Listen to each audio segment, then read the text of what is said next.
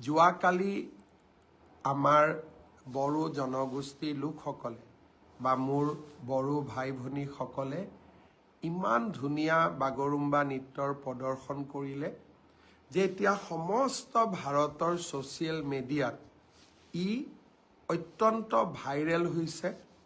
চাইনাই যেতিয়া অলিম্পিক পাতিছিলে, অলিম্পিকৰ উদ্বোধনী অনুষ্ঠানৰ যি তেওঁলোকৰ যি এটা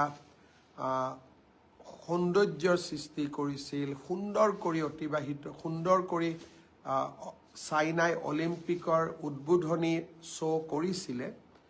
আজি গোটেই ভাৰতবৰ্ষৰ লোকে আমাৰ বাগৰুম্বা নৃত্যক সেই উদ্বোধনী অনুষ্ঠানৰ লগত তুলনা কৰিছে। আপোনালোকে চিন্তা কৰক, চাইনাৰ দৰে এখন ৰাষ্ট্ৰৰ অলিম্পিকৰ উদ্বোধনী অনুষ্ঠান আৰু আমাৰ অসমত বাগৰুম্বা নৃত্যৰ প্ৰদৰ্শন, আমাৰ ঐতিহ্য, আমাৰ সংস্কৃতিয়ে আৰু আমাৰ শক্তিশালী প্ৰদৰ্শনে আজি চাইনাৰ দৰে এখন দেশৰ লগত অসমৰ তুলনা আৰম্ভ হৈছে।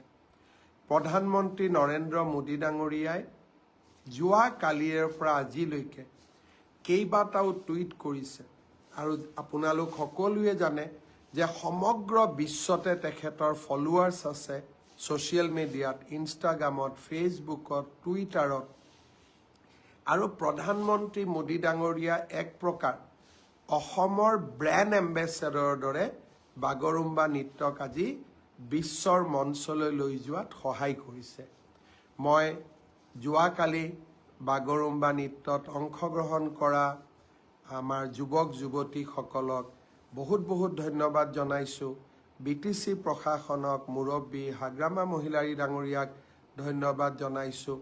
আৰু এই গোটেই অনুষ্ঠানটোতে আমাক বহুত সহায় কৰা বড়ো সমাজৰ আটাইকেইটা জাতীয় সংগঠনক মই পুনৰ এবাৰ ধন্যবাদ জনাইছোঁ।